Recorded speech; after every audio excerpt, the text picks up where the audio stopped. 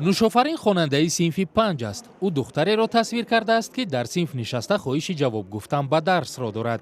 нушофарин бо ин расмаш ҳуқуқи духтарон ба таҳсилро нишон додааст. ман фикр мекунам, ки кӯдак ҳуқуқи озодиро дорад. хондан, зиндагӣ кардан, бозӣ кардан.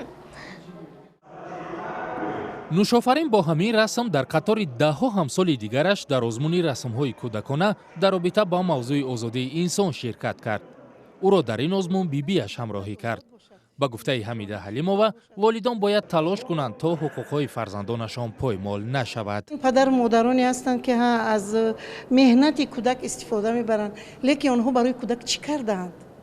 пеш аз оне ки падару модар фарзандро ба дунё оварданд, бояд аввал онҳоро номи хуб, таҳсили хуб, ҷойи хуб, ягон касби хуб омӯзонанд, баъд аз онҳо талаб кунанд. озмуни расмҳои кӯдакони боистеъдод бахшида ба рӯзи байналмилалии кӯдакон аз сӯи дафтари озодиҳои шаҳрвандӣ созмони ҳомии ҳуқуқи инсон дар бинои кинотеатри Ватан дар душанбе баргузор шуд. наврасони аз 3 то 18 сола ба намоишгоҳ 500 расми тасвиркардаи худро пешниҳод карданд, ки дар он ҳуқуқу озодиҳои инсон тасвир шудааст. аксарияти вақт кӯдакон озодии худро ҳамчун озодӣ барои истироҳат, ҳуқуқ барои истироҳат тасвир мекарданд ва ин шоҳиди он аст, ки бояд ки таҳсили кӯдакон зиёдтар карда шуда, аллакай вақте ки тобистон асту ҳаво гарм шуда истодааст, ҳуқуқ ба истироҳати кӯдакон ба роҳ монда шавад. ва кафгӯбӣ мекунем.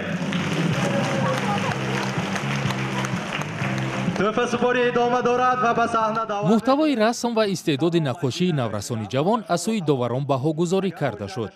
ба ҳамаи иштирокчиён ифтихорнома ва тӯҳфаҳо доданд. доварон мегӯянд дар интихоби ғолиб ба мушкилӣ рӯбарӯ шуданд. аз байни расмҳои бачаҳо беҳтаринро интихоб кардан бисёр душвор буд. мо аз рӯи муҳтавои расмҳо беҳтаринҳоро интихоб кардем. фикр мекунам кӯдакон маънии озодиро хуб дарк мекунанд, ҳатто аз калонсолон ҳам беҳтар. офарин ба онҳо. Нашла кое-что новое. дар охири чорабинӣ барои фароғати кӯдакон филми тасвирӣ нишон доданд. тамошои он ройгон буд. бино ба охирин пажӯҳише, ки аз сӯи кумитаи омори созмони ҷаҳонии меҳнат анҷом шудааст, аз 2.2 миллион кӯдаки аз 5 то 17 сола 23% ё 552 000 нафараш вориди бозори кор шуданд. як таҳқиқоти тозаи маркази тадқиқоти стратегӣ назди президенти Тоҷикистон дар соли 2018 ҳам нишон додааст, ки 85% наврасон аз ҳуқуқҳои худ огоҳ нестанд.